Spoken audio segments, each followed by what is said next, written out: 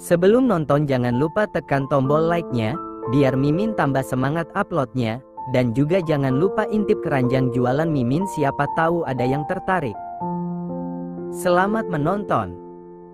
Pagi hari saat matahari baru bersinar menerangi bumi dan aku masih sibuk berkutat menyiapkan sarapan pagi. Suara ketukan di pagar berbunyi nyaring, mengundang Farel yang baru saja selesai mandi untuk menghampiriku. Harum wangi tubuhnya menjadi sensasi yang aku gemari setelah menikah. Dia memelukku dari belakang, lalu mencium tengkuk leher ini, hingga aku merasakan gelenyar yang luar biasa. "Kamu belum mandi juga tetap cantik," puji Farel yang terdengar lucu. "Jangan mulai, deh. Nanti wajannya tumpah, kita nggak jadi sarapan pagi. Sarapan kamu juga udah kenyang." Farel masih terus mencumbu leher membuatku geli. Triing, triing. Suara di pagar berbunyi lagi, mengganggu kegiatan pengantin baru yang lagi sibuk memasak sambil bercumbu. Kami saling berpandangan, menerka siapa orang iseng yang sepagi ini membunyikan pagar rumah orang. "Hani, siapa, ya, yang dari tadi bunyiin pagar?" tanya Farel menghentikan kegiatannya. "Aku tanggung lagi masak, tolong lihat dulu, ya." Farel mengangguk, dia mencium pipiku lagi sebelum berjalan menuju pintu pagar. Beberapa menit aku menunggunya belum juga kembali, karena penasaran aku ikut keluar setelah menyelesaikan sarapan nasi goreng yang aku buat. Di depan pintu Farel berdiri termangu, aku gegas berlari mendekat, merasa cemas atas apa yang terjadi di luar. Feby di depan pagar, dia tengah membacakan sebuah puisi yang sangat menyentuh hati. Setelah sekian lama aku menunggu, kini Tuhan telah beriku jawabannya. Sungguh hati bahagia tak terkira kala kau yang menjadi tetangga samping rumah. Tahukah kau itu adalah pertanda bahwa kita berjodoh, ternyata ke belahan dunia manapun kau lari, kita dipertemukan lagi.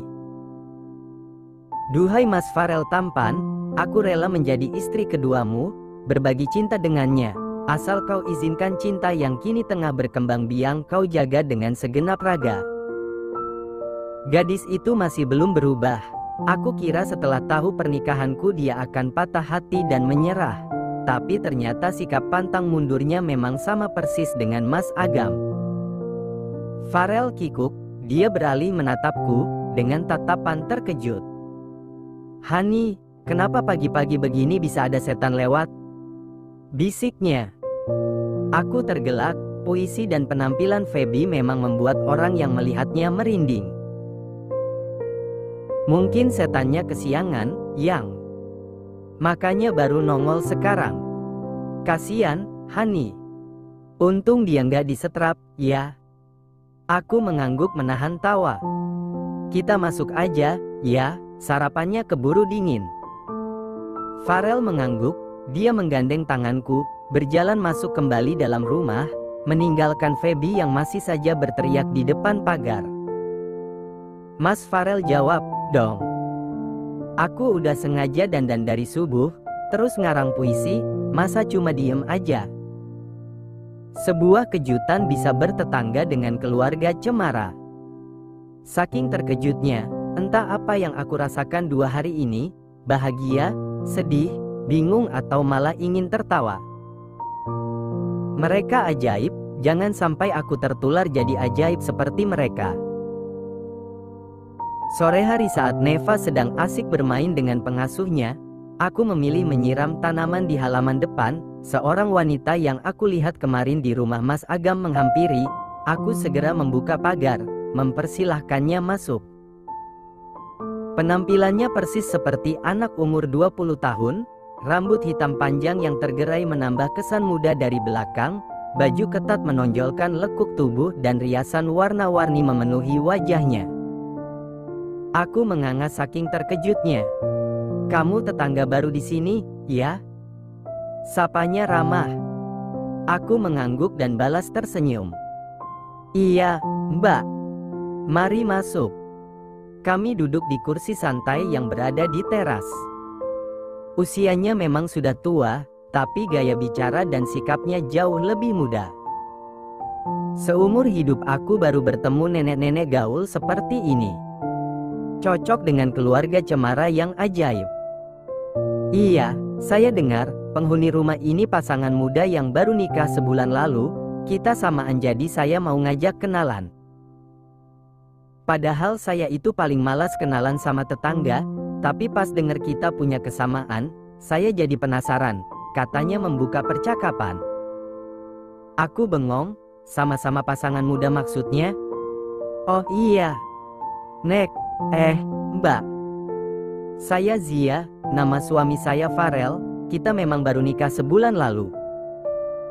Saya Jenny, bebek saya Agam. Kami juga baru nikah sebulan lalu, jadi masih anget-angetnya gitu. Mbak Jenny menyeringai, tapi aku merinding melihat senyumnya. Suaminya belum pulang ya, Jeng?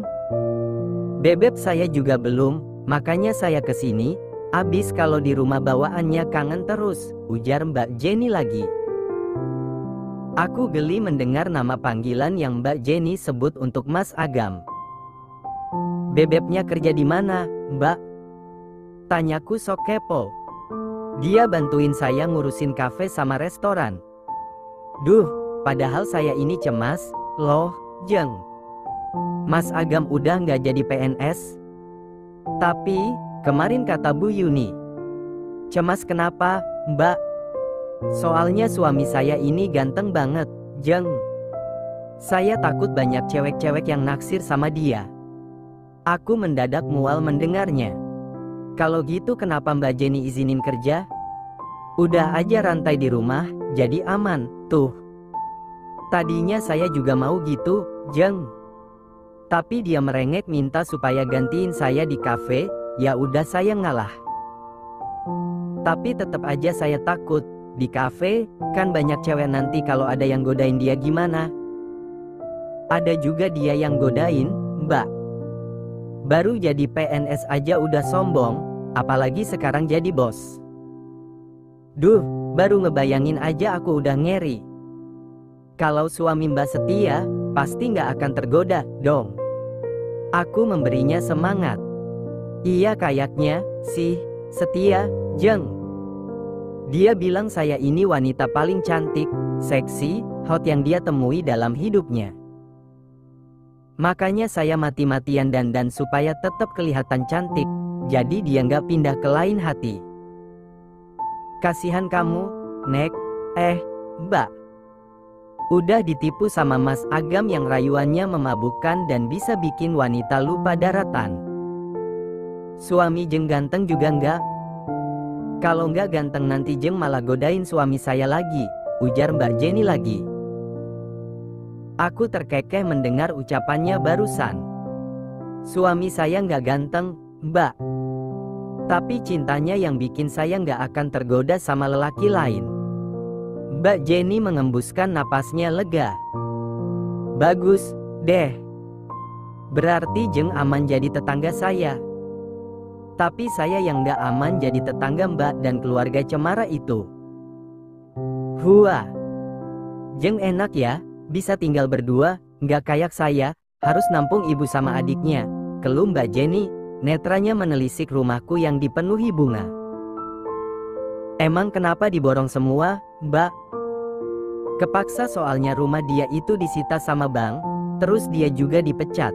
Jadi saya yang harus nanggung biaya hidup mereka. Aku sebenarnya males, Jeng, kesel sama ibunya yang suka minjem baju sama emas aku. Tapi gimana lagi, demi cinta sama bebek Agam aku rela. Cuma ya, itu, buat balas dendam aku suruh aja ibu sama adiknya bebek buat beresin rumah. Enak aja dia mau jadi ratu, tinggal duduk sama tidur. Aku menganga berapa banyak hal yang tidak aku ketahui tentang keluarga cemara. Pak Dian tidak menceritakan apapun dan keluarga itu pasti tidak ingin aku tahu kehidupan mereka yang tragis. Sekarang dengan mudahnya semua itu terucap dari mulut Mbak Jenny, seakan-akan dia sudah percaya pada aku orang yang baru dikenalnya. Andai dia tahu aku mantan istri suaminya, tak mungkin dia mau berteman denganku semudah ini. Hati Mbak mulia sekali, kalau begitu dia beruntung dapetin, Mbak. Hanya kalimat itu yang terlontar untuk menumbuhkan semangatnya. Iya itu dia, makanya kalau sampai dia ketahuan macem-macem, saya bakalan seret dia sama keluarganya keluar dari rumah. Aku mengangguk setuju dan berdoa dalam hati semoga Mas Agam sudah berubah, tidak lagi gemar menebar pesona para perempuan lain. Maaf ya, Jeng, saya jadi curhat. Sebenarnya saya ini nggak punya teman, Jeng, jadi jarang cerita sama orang. Enggak tahu mungkin karena saya susah akrab sama perempuan. Tapi kenapa sama Jeng Zia beda, ya? Apa karena kita hampir seumuran? Mataku membeliak terkejut. Rasanya pengen nangis guling-guling mendengar itu. Apa wajahku yang boros atau dia yang lupa sama usia? Hua kejam. Aduh, Jeng, saya kebelet mau buang air kecil. Boleh numpang sebentar di sini? Soalnya jauh kalau lari ke rumah saya dulu. Boleh, Mbak. Ada di samping dapur, ya. Nek Jenny atau lebih baik kusapa Mbak Jenny masuk ke dalam rumah dan aku melanjutkan lagi menyiram tanaman bunga yang Farel tanam. Sebuah mobil mewah berhenti tepat di depan pagar rumahku. Pengemudi itu membuka kaca jendela mobilnya. Wajah Mas Agam dengan kacamata hitamnya menyembul di balik kaca. Wah, ternyata benar apa kata Mama, kamu tinggal di sini. Segitu kangennya kamu sama aku, sampai pindah rumah pun pengen yang deket-deket sama aku. Aku menoleh ke belakang, memastikan Mbak Jenny belum kembali dari kamar mandi. Oh iya, Mas. Aku, kan, selalu kepo sama hidup keluarga cemara yang aku cintai sepenuh hati. Jadi betapa bahagianya saat suamiku tercinta membeli rumah di samping rumah istri kamu yang kaya raya. Enak aja, ini rumah aku tahu. Aku yang beli, karena sekarang aku udah jadi pengusaha restoran yang terkenal. Udah nggak jadi PNS tingkat 2 lagi, Mas.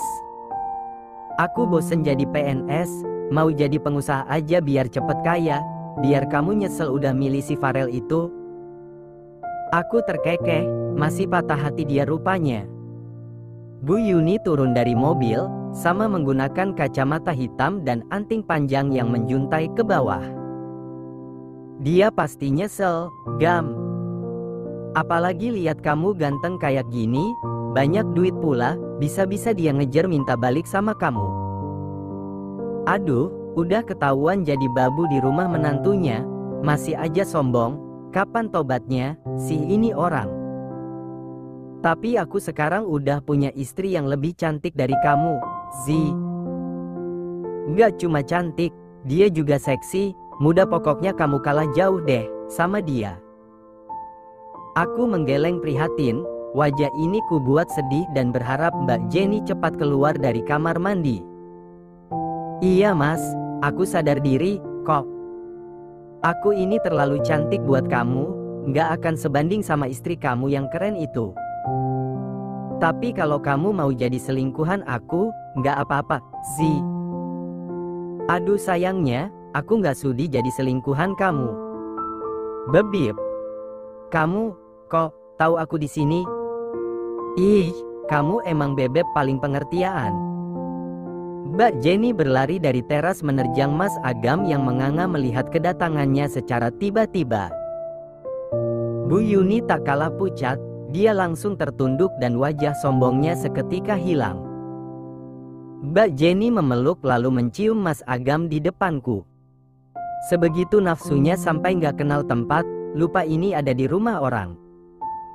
Kamu mau jemput aku ya, Beb? Ih, kamu emang so sweet.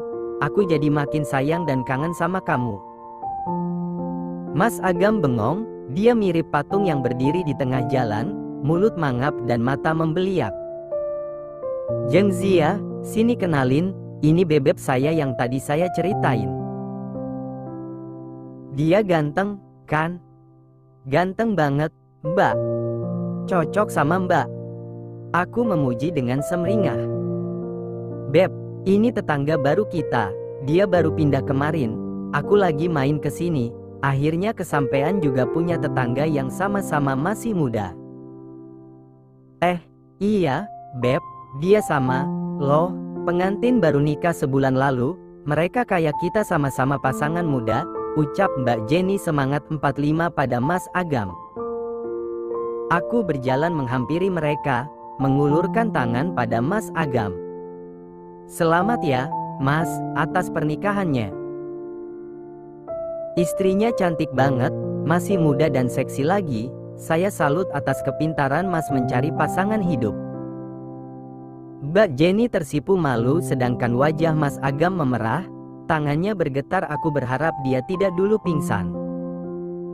Makasih banyak ya, Jeng Zia, saya jadi malu dipuji kayak gitu. Saya permisi dulu, ya, nanti kita sambung lagi. Sekarang saya nggak tahan mau nuntasin kangen sama Bebeb. Mbak Jenny mengedipkan sebelah matanya, aku tertawa sembari mengacungkan jempol. Tiba-tiba aku jadi ingin tahu gaya percintaan mereka yang sepertinya hot itu. Yuni, belanjaan yang tadi saya suruh udah kamu beli semua? Tanya Mbak Jenny beralih pada Bu Yuni. Udah, Eneng. Sekarang cepet masak, nanti saya beres masakan harus udah siap. Iya Eneng.